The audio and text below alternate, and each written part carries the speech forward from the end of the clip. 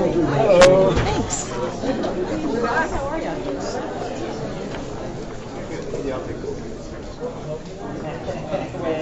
I don't know if I can say it.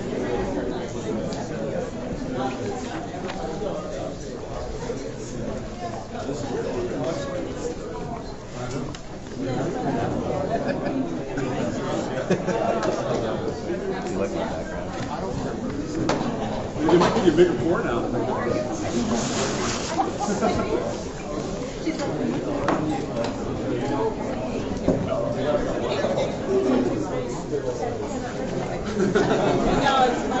Oh, did you see that? Watch out behind you. That's exactly what happened.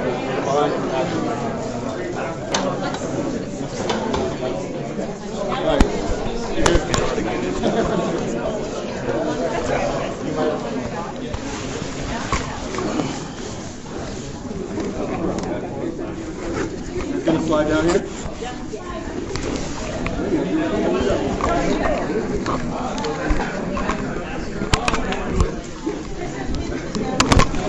Oh, beautiful. All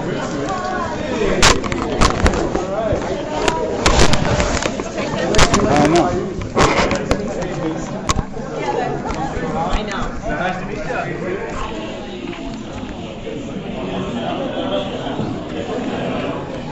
All right, you made the trip.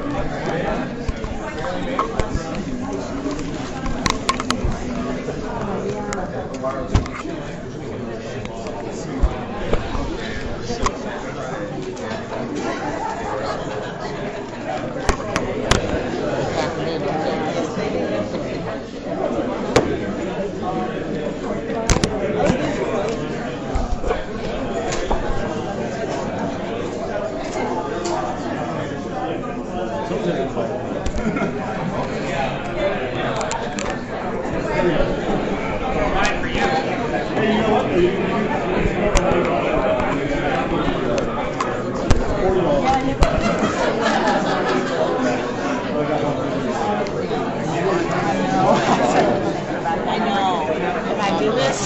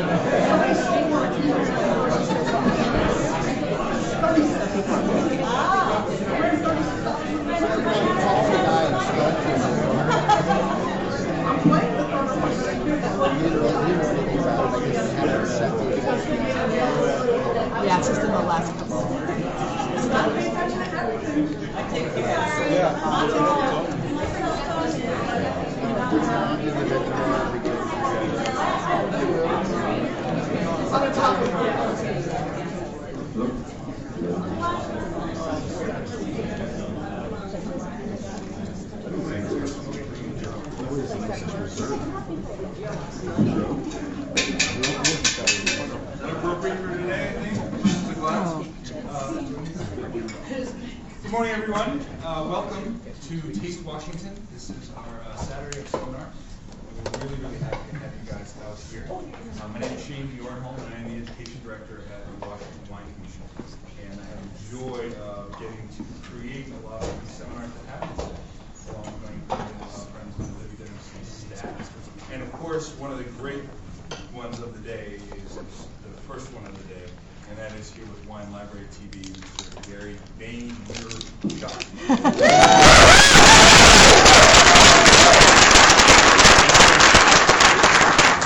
It's probably cliche by now, but he's a baby.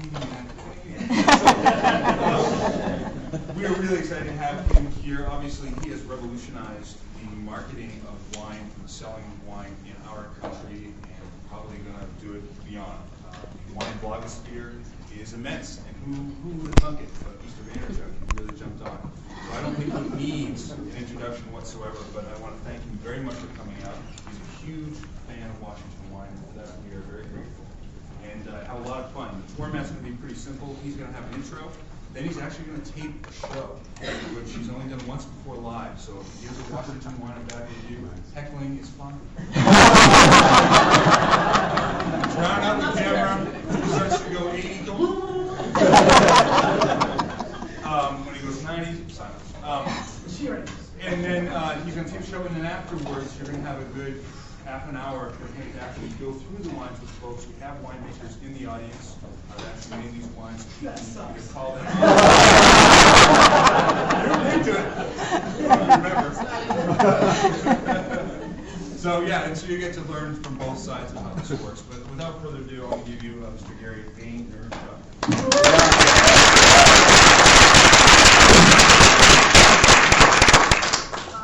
Thank you so much. It's obnoxiously redonkulous to be here, and I'm very excited to be here. Really, I am. It was fun. I got here late last night. SFO kind of screwed me up a little bit, and I was late by 4 hours, so I kind of missed most of the dinner for people speaking tonight. But I got there and started mingling a little bit. Everybody was asking, "Oh, so it's your first time here?" And I was like, I'm old school, baby. I went to Walla Walla in 1997, so I've been really following the scene here. Even when I used to have to buy the Andrew Wills and the Cedar Creeks of the world from a small Italian portfolio in New York called Penabianco, when nobody cared about Washington State wines, and this guy definitely didn't either, but he happened to have them, which was awesome because I'd be the only one who bought them and had 30 cases of Cedar Creek in this thing. Those days have changed. Yeah. We're at an interesting place with Washington State, in my opinion. I actually think we're on the verge of the doom era. So I don't want to make you sad, but I actually see a change that I'm a little concerned about with a lot of wines coming out of this country as a whole. Of course, we never generalize completely, but I think the wines are changing a little bit. I think people are trying to make the wines a little bit too over the top, and that concerns me a little bit. But all in all, the quality coming out of this state is shockingly strong. I'm very excited to do a tasting and a live show. Mott is here. Can we give a big shout out to Mott?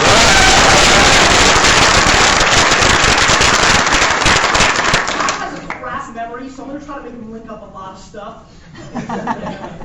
Selective. We like ruined so many birthdays because of Mott.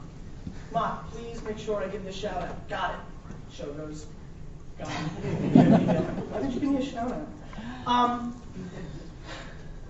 Just a little background for maybe some wine maniac. How many people here have seen Wine Library TV? Raise your hand. How many people have not? Awesome. Well, thank you for coming, and I hope you enjoy what you're about to see. How many people here have watched more than 100 episodes of Wine Library TV? Raise your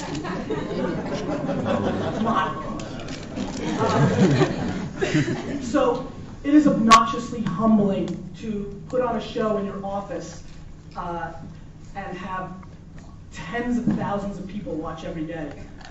Thursday's episode was watched, almost 90,000 different people watched Thursday's episode. So there's a lot of momentum, and I think the reason there's momentum is because ultimately, Wine Library TV is from my heart. I always say from my heart and from my hip. what's very imperative to me is to change the culture of wine in this country. And what do I mean by that? I want to build wine self-esteem. And since my skin is very thick, I feel like being the dartboard for all of you, right? I feel like I'm thrilled to take the criticism from the establishment and put out something that allows people to start talking about wine on a very personal level. You know, I don't see the pizza Robert Parker of the world. There's no Chinese food wine spectator. There's nobody telling you what to order. Unfortunately, that is the culture for wine in this country. And listen, I am an enormous fan of Robert Parker and Marvin Shank, and I think they've done amazing things for our country. And I don't think they really want people to follow them as blindly as they follow them. We sold at Wine Library. Can I have the mic? The mic on? Can I have it? I hate standing. You guys have it? Here's a new Awesome.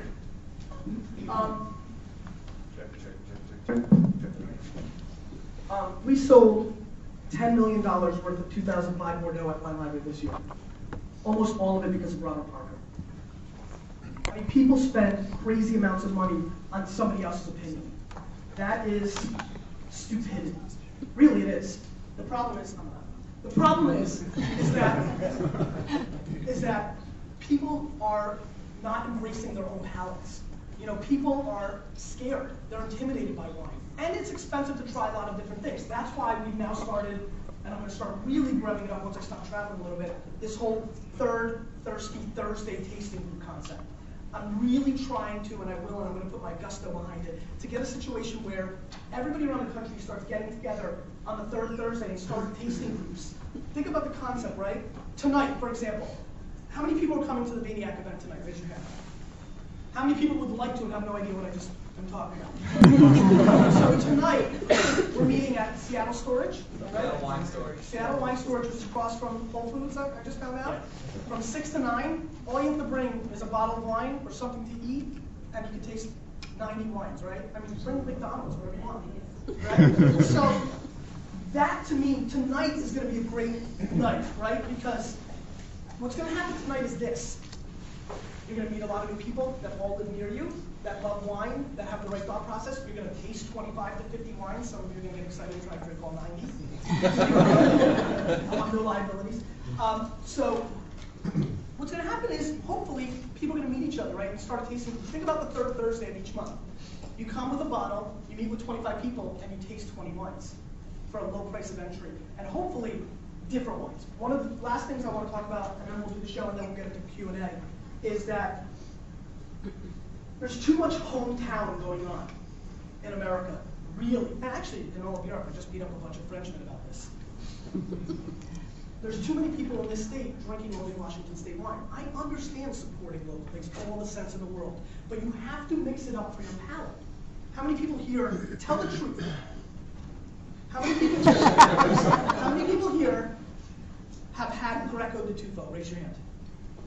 Tell the truth, higher. See? How many people here have had Pinot Grigio? Raise your hand, high. So, as a whole, Greco de Tufo kills Pinot Grigio. How many people here have had 100% Marsanne? Raise your hand. Tell the truth.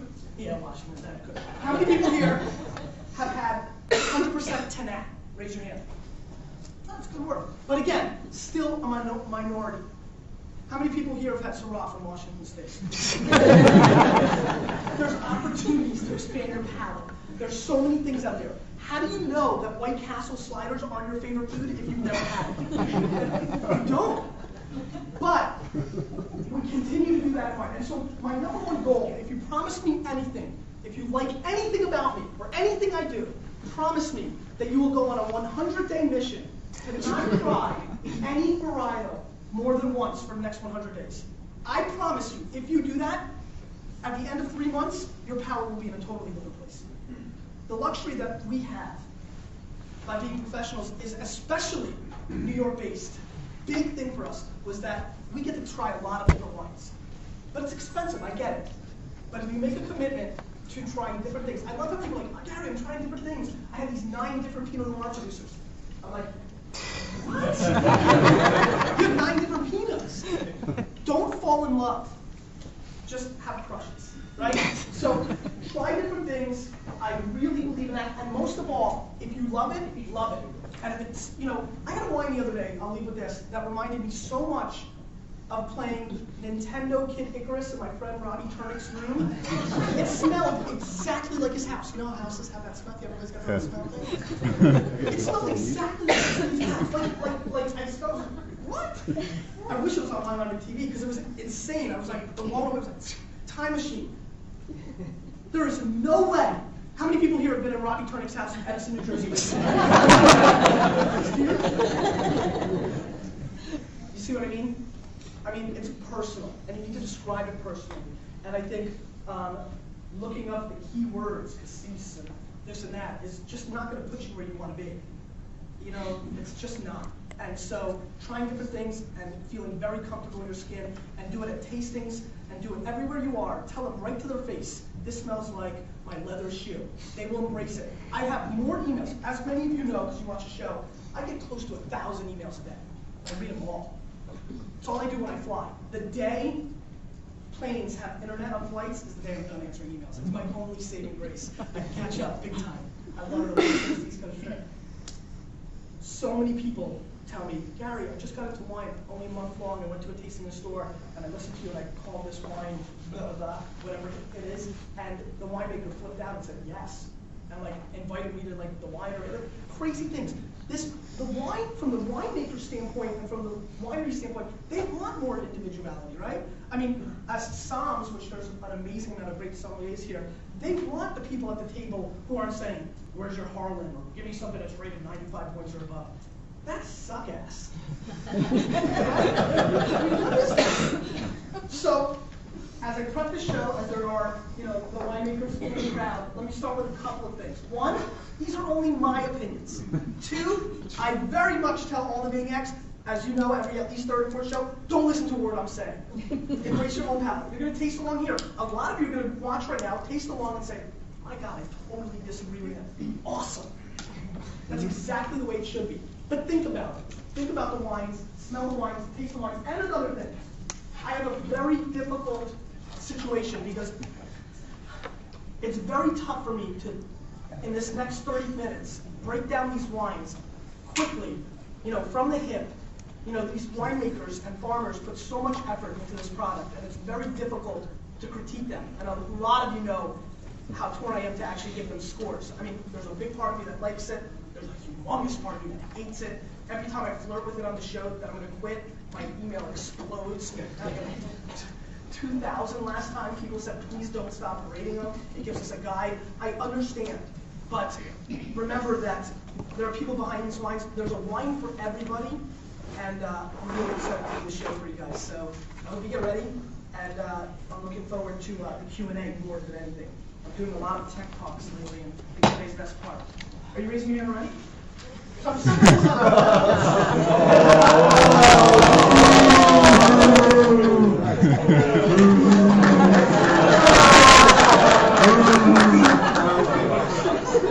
So good news. I will be back in Washington soon. Look for that announcement. We'll do a party that Saturday night. The Jets are coming here. This season, we don't know the date yet, but we know we're going on the road in Seattle. Oh yeah!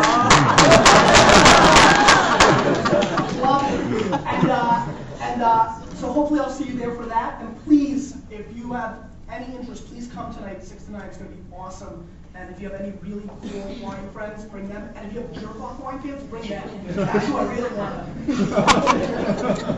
Let's blind taste with them and see what they're. Okay. How many people have wristbands on? Put them in the air. All right. You guys ready? Ma, you ready? Tell me when you're ready. Am I going to see your red light? It's a little expensive.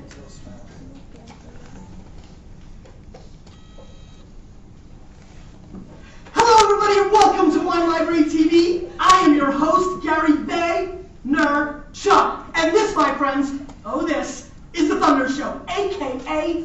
the Internet's most passionate wine program. And we have a live audience, Mod. How do you feel about that?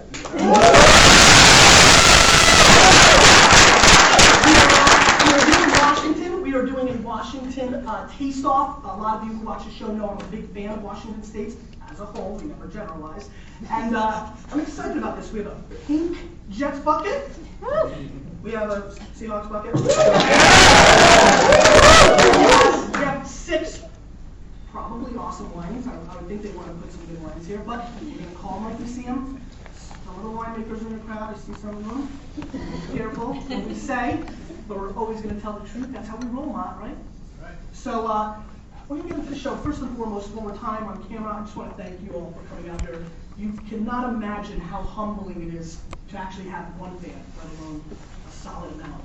And so, you know, for this little immigrant boy from Russia, it's a big deal, and it means a lot to me, and I thank you really from the bottom of my heart. I mean, so we have a lot of fun, but to have fans is just a remarkable feeling that I never take it for granted, and I really, really thank you guys for being here. Really, it means a lot. So, let's get into the first wine monster, and we're going to start with a Chardonnay. Harlequin, 2005 Chard. 210 cases produced. One thing I would tell is, I don't have the price point. Somebody throw it out. Suggested retail. Oh, right, we do have the price point. Sorry. Somewhere. We keep shouting that. It's kind of fun. 28 bones, as they say. And it's a good starting number because that is the number of Curtis Martin, the greatest running back of all time. Better than any Seahawks running back, Sean Alexander. Don't think I forgot about Warren. He wasn't that good either. So, let's give this wine, say it with me, a sip. Little twirling, whirling. All right. So I think some of you may realize, I think that this wine is a little bit aromatically challenged. It's not killing us on the nose. I do get a little hint of, star fruit coming through a little bit, which is kind of nice. There's a little sense of that, not oakiness, but, vibrant fruit. I get a little bit of a pear component that's coming through a little bit more for me. A little bit of creaminess too. Let's see what's going on the palate.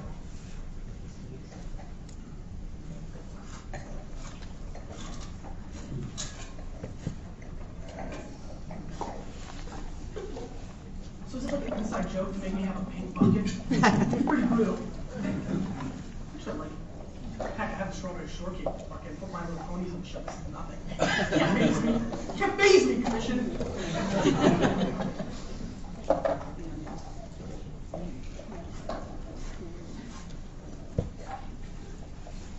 So, we're right out the gates with a Chardonnay that I'm not hugely a fan of. It's got some awkwardness to me on the mid-palate range. It's got a tough little finish. It's got good acidity, I like it from that standpoint, but the fruit is not really blowing me away. There's almost a Chablis-like characteristic to it, which I tend to lean towards. But for lack of a better word, and a lot of you know that I talk about wines like people, it almost just lacks charisma, in my opinion. It's very straightforward, and a 28 bones really puts me in an awkward spot where I just do not feel that it's really worth that price point. I'm also a little bit perplexed by the heat that I feel on the back, on the end. So a pretty difficult start on a very awkward situation, but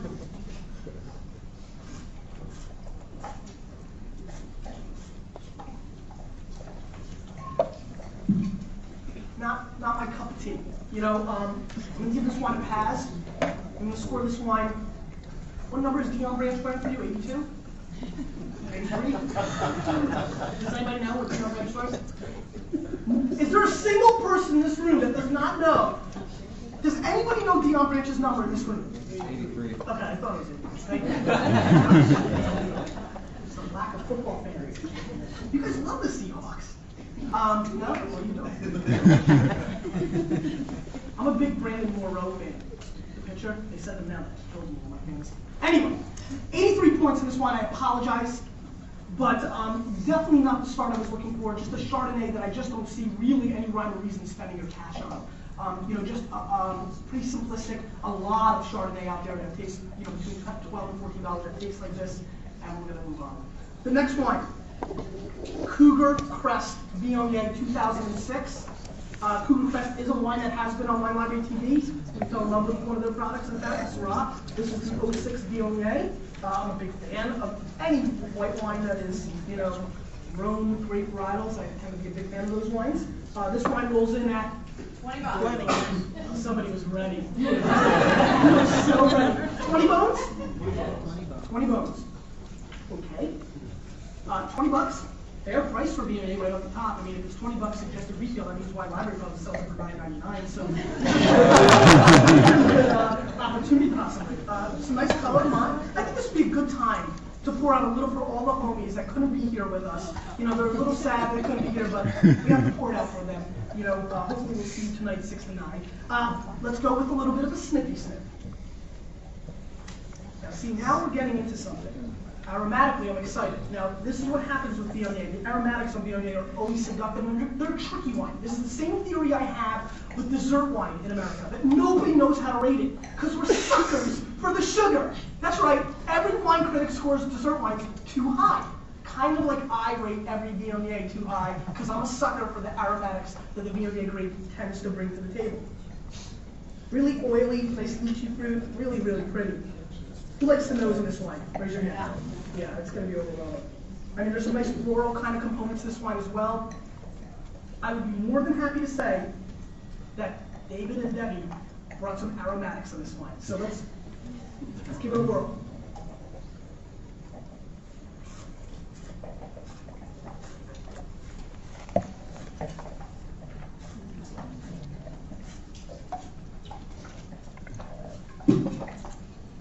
Cougar Crest is going to go Ichiro on my ass because it's 2 for 2 on the Thunder show. I am extremely happy with the weight of this one, first and foremost. Do you guys feel the fundamental difference of the weight on your palate compared to the previous wine? Not to pick on the previous wine anymore, I'm just saying. Really, really happy with that. Nice oily kind of viscous kind of thing going on, which I totally appreciate. Just pretty great, you know, Granny Smith apple kind of component going through the mid-palate. Perfect balance of fruit and acidity. This is a wine that I would absolutely love to have with a lot of food. Really been hot on Viognier with scallops lately, so that's what popped in my mind. I like that.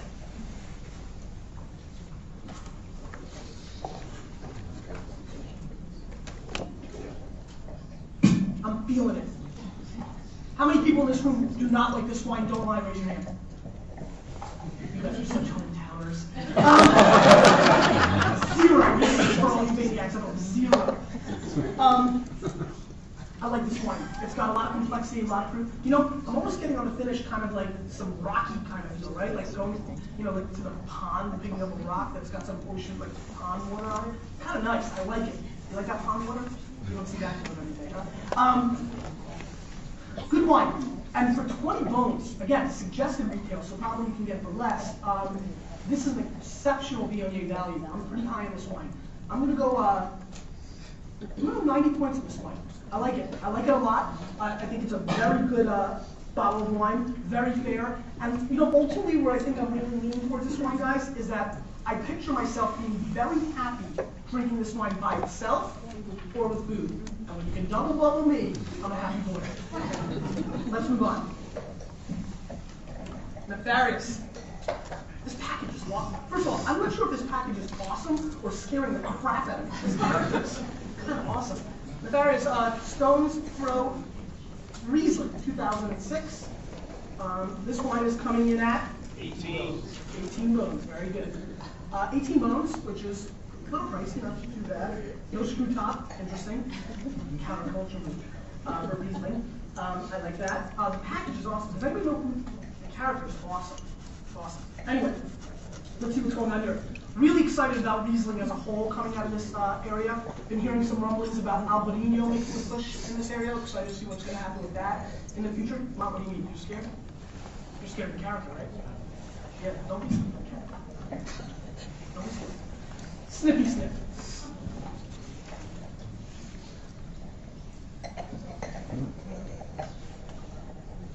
So again, another wine that rolls in a little bit aromatically challenged in comparison to the middle wine. I mean, it's got some nice stuff going on. What is that? A little sick kind of, a little clovey kind of thing going on. You know what's really interesting? For some reason, this is reminding me not of a Band-Aid, but like some sort of like something you can find in the first aid kit. I can't pinpoint it right now, but I'm feeling it. Start to open up a little more. Like,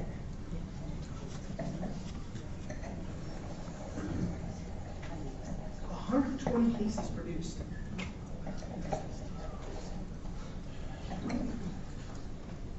Let's give it a whirl. See what's going on.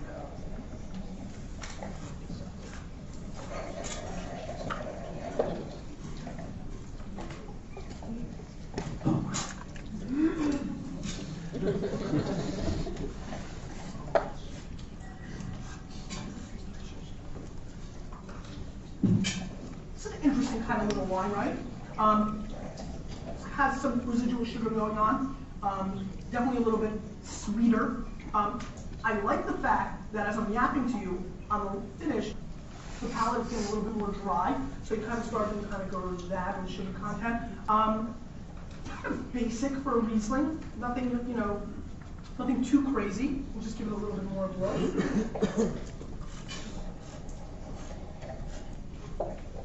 I like the freshness of it. It's got solid acidity.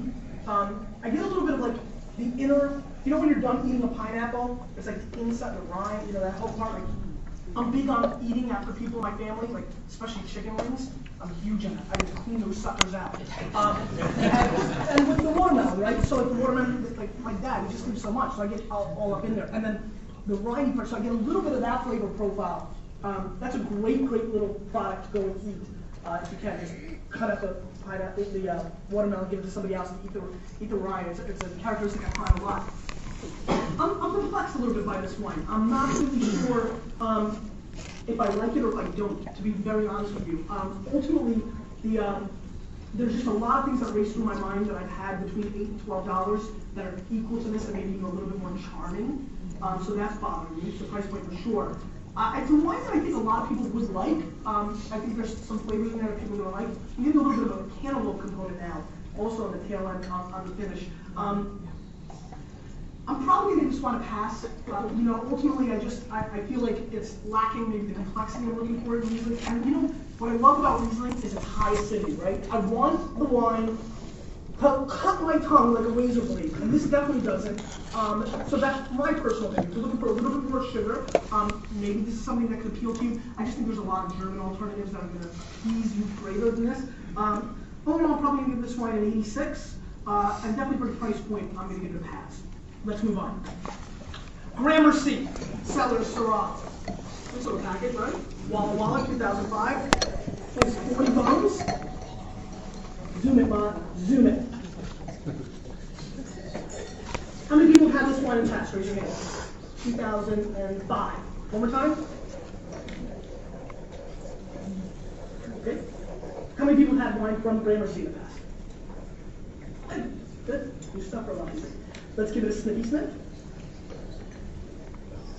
You can see some nice color. You know, kind of pretty much. Zoom in, Ma. Come on. You think I'm going to just let you sit there? Your jet lag? So what took so long for that?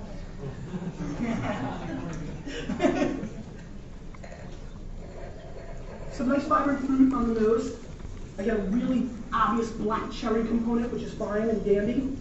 A little really dark plum kind of thing going on in the nose as well. I get a little rosemary kind of on the nose, which is kind of interesting. Interesting. A little creaminess. Let's give it a whirl.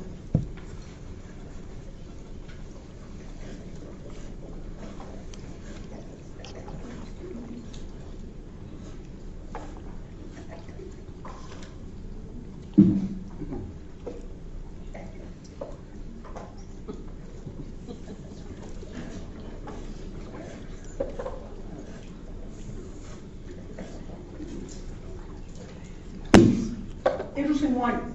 I really like the outer layers of this wine. It's really interesting. What year is this? 05, right? This is a wine that I really am curious about what it's going to do in 36 months. I think like the outer layers of the wine are really interesting. I like the balance. It looked like it wanted to get a little hairy. You know what? It's like a girl going out to the club, right? It's a little too risque and she changed her outfit because she didn't want to slut it up. That's what this wine did, right? It looked like it wanted to get crazy, and then it kind of brought itself back, which I like. And I feel like you can do that more in cellaring.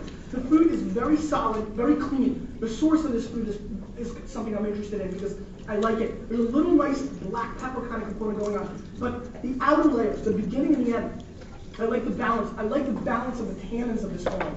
The middle bothers me a little bit. I don't want to call it a hollow mid-palate because it's not. I just don't think it's developed. So that's my real ultimate concern about the wine at this point. Also, how long were these wines open for? Does anybody know? Somebody want to guess? About an hour. I'd like to see it opened up a little bit longer, possibly as well, to see if it flushes out. There's a little bit of a, I don't want to call it a venison thing. You know, I love that whole like hit a deer on the side of the road and rip your knife out and cut that deer up and put some cherries and some.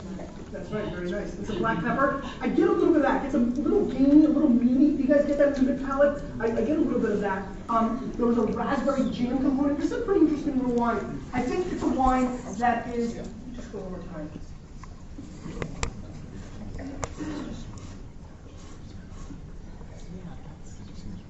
Yeah, and it's growing on me. I need to pour a little more. Solid. I'm going to range this wine because I want to see it develop. I would pop for myself. I'm going to go 89 to 91 plus on this. I'm real curious to see this wine develop. 40 bones is a price point, right? I mean, this is not your everyday wine, so you know you're splurging a little bit on this. Again, I think it's worth the world, though. I think I'm kind of like, I wouldn't say it's Rhone-esque, but there's some things going on there while still showing the vibrance of the fruit from Walla Walla. Very interesting wine, something that I'd like to see evolve a little bit more over time.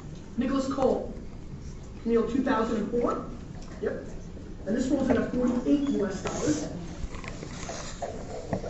And this is a wine I have a lot of experience with, in a lot of ways. Number one, it's a wine that I once bought a tremendous closeout on and made a boatload of money on. So that was a lot of fun. Number two, it's a wine that I've respected for a long time. I don't think I've had 2004 yet, so I'm excited about that. And I think you know, it's been a wine that I've really enjoyed, especially in 01. I was a big fan of the 01. It's one of the few wines I drank more than 3 bottles of in a year. So in the past, I've been a big fan of Monte Carlo. I didn't break it down for you. 64% Merlot, 23% Cab Franc, and 13% Cabernet. Very classic Bordeaux-like, little right bank action blend. Let's give it a snippy sniff. Now, see, aromatically, this is up my alley, right? Like, I'm starting to get into this, right? I really, really like the sour cherry kind of component.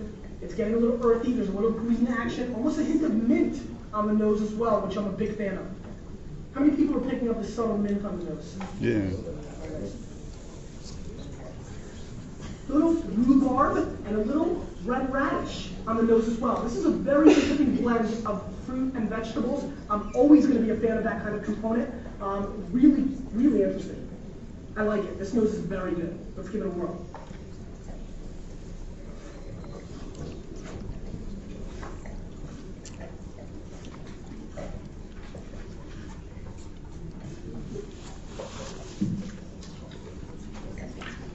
This reminds me of Arturo Gatti. How many people know who Arturo Gatti is? Raise your hand. Well, very good. None of you guys watch boxing? He's so excited. Anyway, Arturo Gatti, little guy, packs a big punch, right? Just, this has a very focused, this is almost like a paintball bullet, right? It's like all up in that little spot. It's like, when it hits you in the face and it hurts and you're like crying, but you don't want to act girly in front of your guys, so that didn't hurt. That's what this wine reminds me of. It's got such an intense little explosion of black fruit on the middle of your palate. I really, really am enjoying it. Very, I don't want to say Bordeaux-like, but Bordeaux-like, which I like. I like the green pepper aspect of it in the mid-palate transition to the fruit on the finish. I get really obvious strawberry components on the tail end.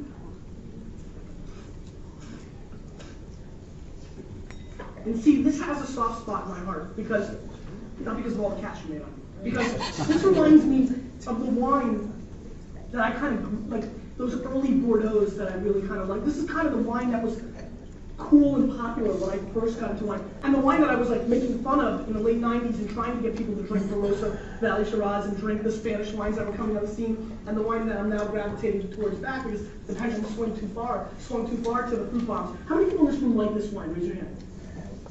How many people hate this wine? Nice. Awesome. How many people love, nah, they care less about this wine? Very solid. Pretty popular wine in the room. 2 people were very brave and hated it. Nice work. A couple people were mad about it. There's some good wine going on here. Really, there are. There's really some really interesting aspects to this wine. I like this wine. It really fits my palate, especially where my palate is today. Let's talk about that for half a second while we're here. Your palate will evolve. It will always evolve, and that's what you want. And too many people are emailing me saying, Gary, I like the Shirazes right now, but I hope to be like you one day and like the vegetables.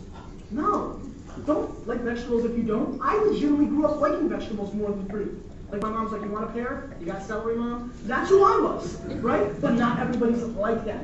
I'm feeling this wine. I'm into 91 plus on this wine. I'm a big fan of this wine. I think it's very good. I wish it was less than 48 bones. You know, if this was a $30 wine, I'd lose my mind and really be all up in here and screaming and making you run out right now and telling you to go buy this wine. But, you know, even at 48 bones, which again is suggested retail, so could be under 40 in shops around the country. I'm feeling good wine. And finally, Rob Newsom makes a wine. Boudreaux, 2004, Reserve Cabernet.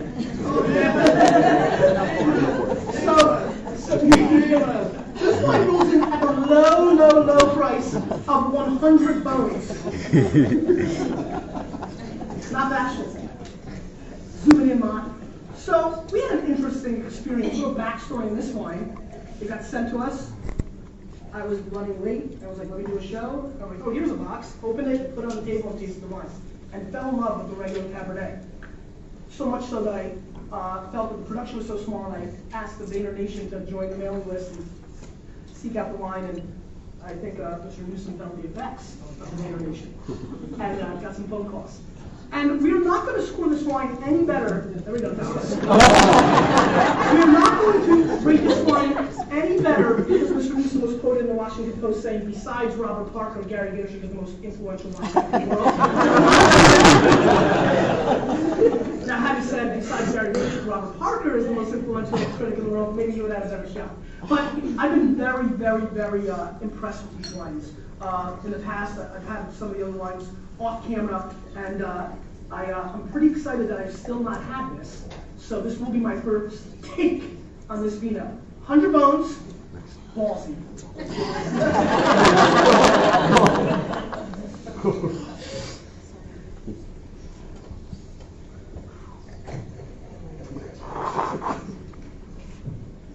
Huh. So the nose is interesting, right? The nose is very medicine-y. Like, you know, like, so I'm gonna get very personal with you guys right now. I'm not very familiar with the stuff you put on cuts or burns, because in my family, being very Eastern European, when you cut or burn yourself, Grandma rolls up on you and says, pee on your hand. So I had a very interesting childhood of constantly pissing on my cut. Very weird. She also put mayonnaise on her face, that's why I became mayonnaise. But, so I don't know, but this smells like the ointment you would put on if you cut yourself, I feel like, or burn yourself. It's got a very interesting kind of thing going on. Little hints of eucalyptus as well coming through for me. Very obvious black raspberry flavors going on. Oh my god, I sat on my foot and now it's killing me. Sorry. What is killing me? This is bad, Mom. Very intense nose, very interesting. Definitely a turn-off for a lot of people. How many people here, he's in the front row, he will not turn around, promise me. How many people here are a little turned off by this nose? Raise your hand. Solid amount. Me too, right? Me too. How many people love it? The nose. Interesting. How many people think that the nose is indicative of some sort of weird thing going on? After we do the Q&A, everybody just raise your hands so you have to break down this weird thing you think it is. I like it. For me, I'm always looking for character, something a little bit different. But this is the kind of wine that I'd be very hesitant to recommend to a lot of people because, I don't know if people are ready for it or would like it. So it's not as much a crowd pleaser on the nose. But obviously, with only an hour, a couple hours, this wine could definitely blow off. The nose could change. And obviously with cellaring over time, I would expect the nose to change. Let's give it a whirl.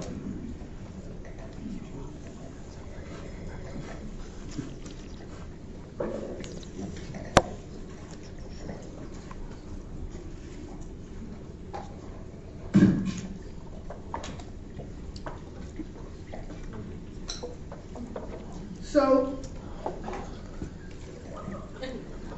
the wine is very tannic. It's got a lot going on. It's very bold.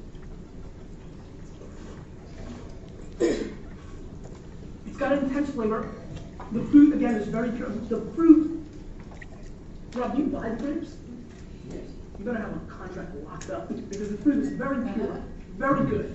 The wine is awkward, in a very awkward stage. It really is racy. It's up and down. It's like a 15-year-old, trying to find its identity at some level, right? One day, emo punk, next day skateboarder, next day Britney Spears. Kind of. That is definitely the first characteristic I feel in this wine. It's got good polish. The alcohol is kind of bothering me a little bit at this point. I hope the fruit rounds out to it. 13.3. I think he's lying a little bit. I think he's a little higher. That is a concern. But, at 100 bones, this is a very difficult wine to make a big investment for right now. I think it does have underlying potential, but it is, it's a little bit tricky. I really need to probably pop. Is there any more of this anywhere? Can you get me a little more of this? No, there you go, Matt. See, you got my back. This is Matt, my assistant. Everybody give him a big shout out. There's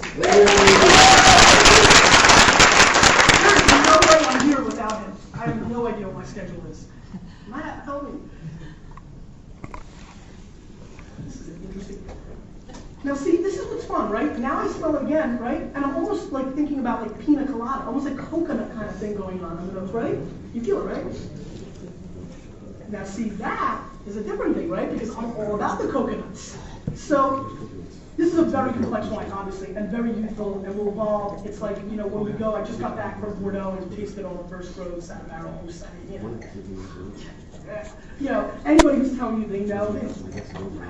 What we do know is we look for signs. This has signs of being a very serious wine. I also feel it's got a tremendous potential of completely falling apart and not being interesting. That's gambling, my friends.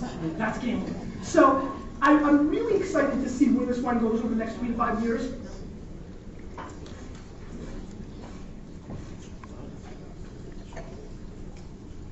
Even more? Yes, even more. Because, see, I like it. I mean, I hate the price point. I can promise you that. God, this is crazy. I'm going to score this wine today. I used to always make fun of Stephen Hansen for doing this. Such a sucker hypocrite. I'm going to go 90 question mark. Because I'm really confused with where this is going. I like it, but I'll tell you right now, I like the regular Cuvée a lot more. For my palate, at the time. Obviously, Rob's going to say, he's going to come up and he's going to say, 3 to 5 years from now, wait till you see what this thing's going to do. How many years have you done the reserve, Rob? Twice, so he has no idea.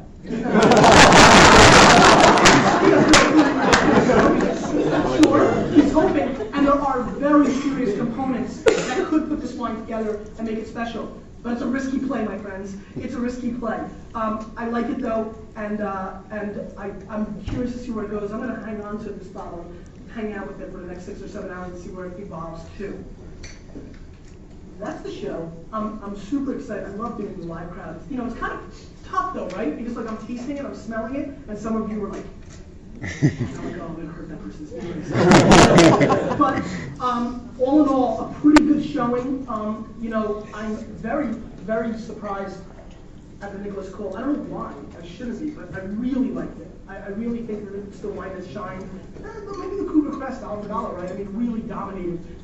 Probably would maybe even give these two guys are really wines. I think there's some real upside, obviously, to the third wine. The other two whites just did not do it for me, but not a bad showing under the conditions. Question of the day. love more than anybody else in the world? Very quick. Very quick. That's good work. Say it with me. Because you, with a little bit of me, we're changing the wine world. Like it or not. Thank you.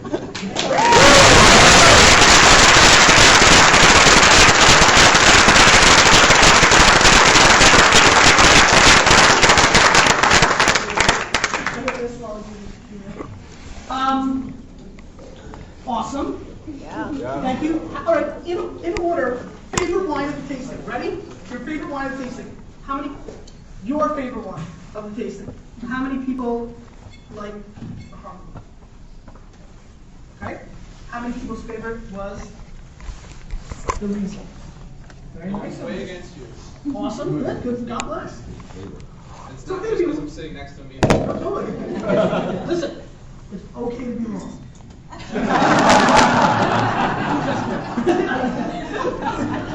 Honestly, and I said it, there's a lot of people that would like that one. A lot. And a lot of times price point is such a big factor for me. And again, 18 is suggested, right? Probably a store is probably going to see for 13 or 14. So, no? 25? You don't want them to see 14. How many people's favorite was the Viognier? You can't vote for your own wine. Yeah, I can. Thank you. The Nicholas Cole? That's a cop-out. That was his favorite. And the $100 Washington State Monster. Very nice. Very cool. Are you hot in the corner? You make me hot and bothered here. That's right, baby. Very cool. And you know what? That's the best, right? Did you see that? There was. Oh, right. So sorry. So sorry. Gramercy Cellars. You're such a hometowner, Laura. Good support, everybody. So awesome. Let's do Q&A. Anything you want to know about? You know, how to use Twitter, why I like the New York Jets, anything about wine, how I started, what have you, anything. How come you aren't telling us you're number 17 anymore? Have you gone up or down on the scale?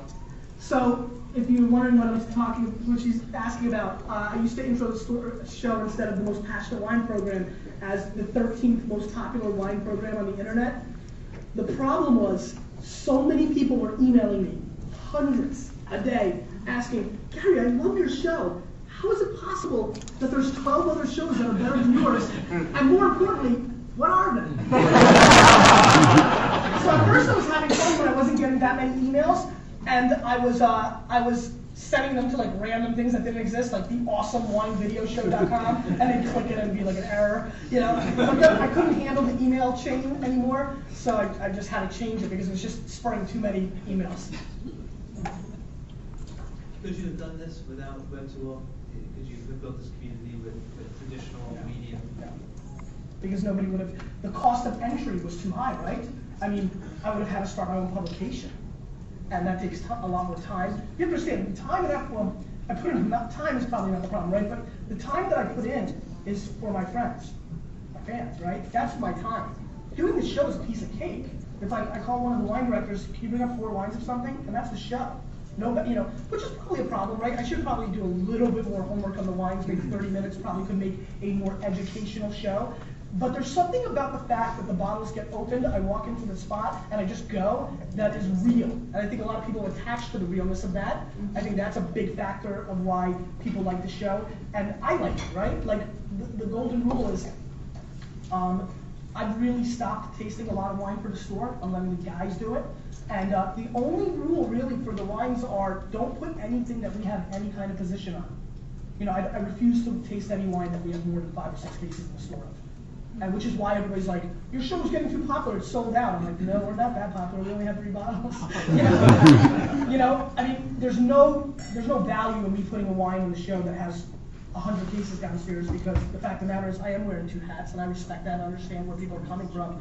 And I don't need to rave about a wine that we have 100 cases on, because then the salesman of the company can go out and say, you know, I'm a peddler. And if I hate it, we had that experience early on.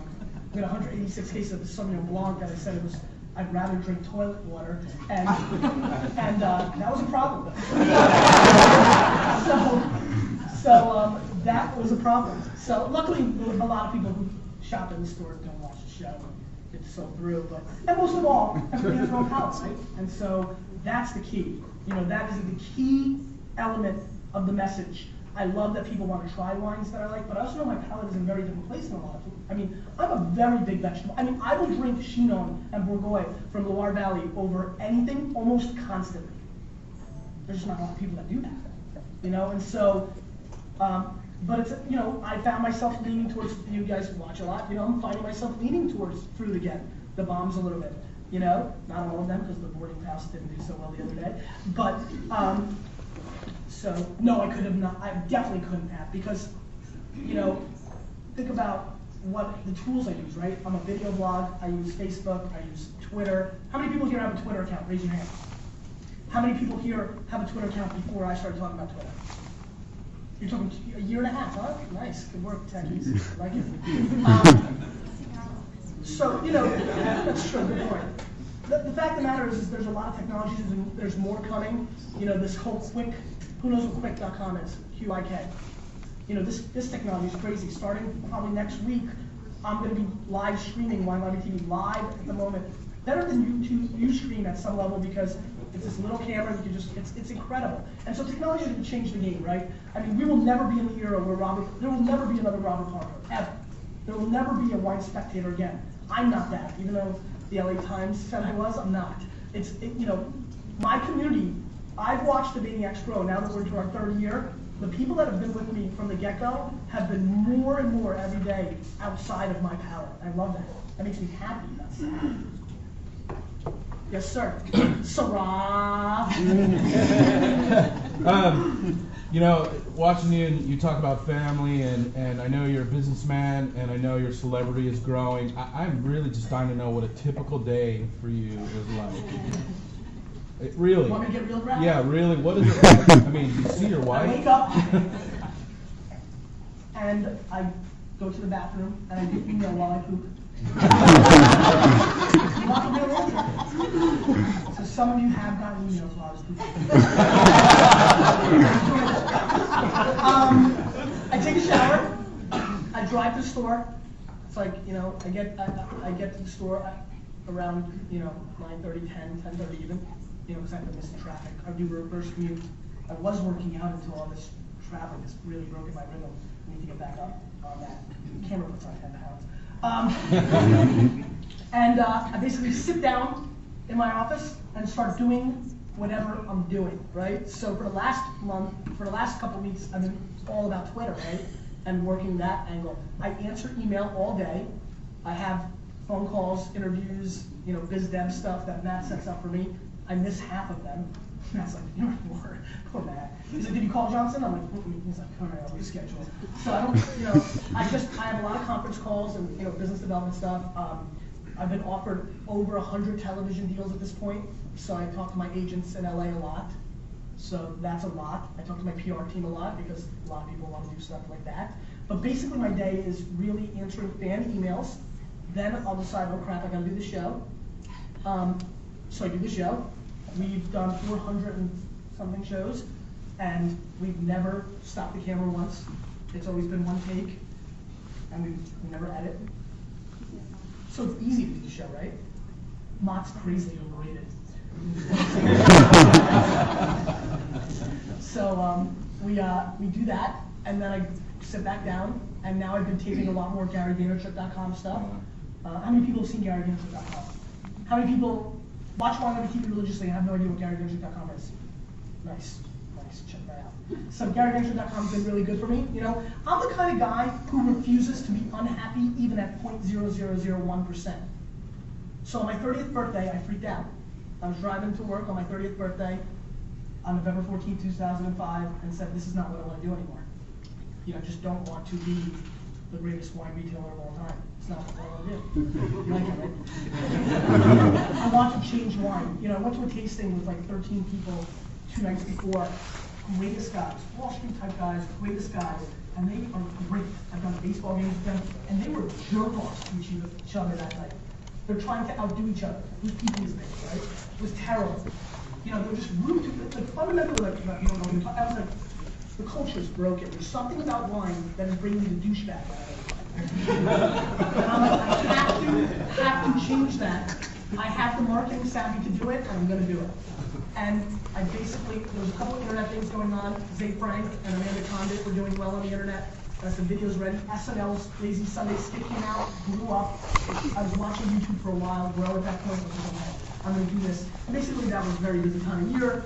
December, January was very busy for us because it's the end of our fiscal and I think it was vacation week. So, and then we just started February 21st. And the whole thing is that I know that I have the energy and the ability and the work ethic to give back to the community, which the community is going to change the wine world. You know, you with a little bit of me. It is a little bit of me. I can't be everywhere every time, but the stories that I've heard from winemakers and wine producers of, you know, your maniacs are giving me a hard time at some of these things, or really saved me, or what have you, is very powerful. You know, people that email me and say, thank you for saying $2 Sauvignon Blanc was okay. You know, now my friends believe me. I mean, the stereotypes in wine are broken, and I'm very passionate about getting people together. I'm a family dude. I like people. So this is built for me. Web 2.0